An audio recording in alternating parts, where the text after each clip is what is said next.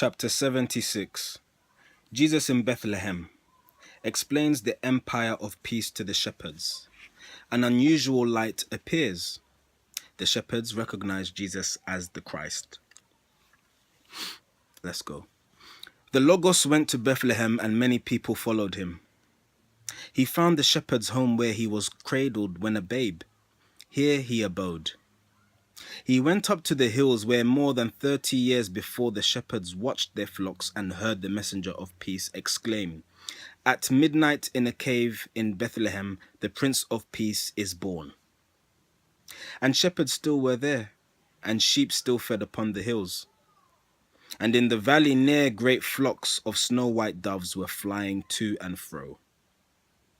And when the shepherds knew that Jesus, whom the people called the King, had come, they came from near and far to speak to him. And Jesus said to them, "Behold, the life of innocence and peace. White is the symbol of the virtuous and pure, the lamb of innocence, the dove of peace.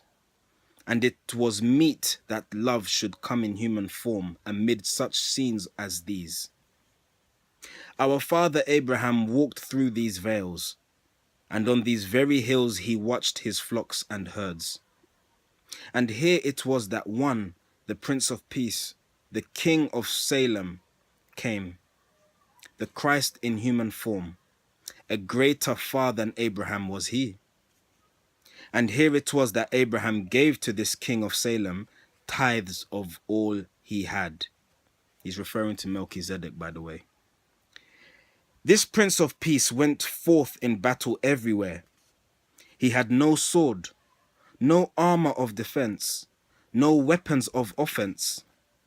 And yet he conquered men, and nations trembled at his feet.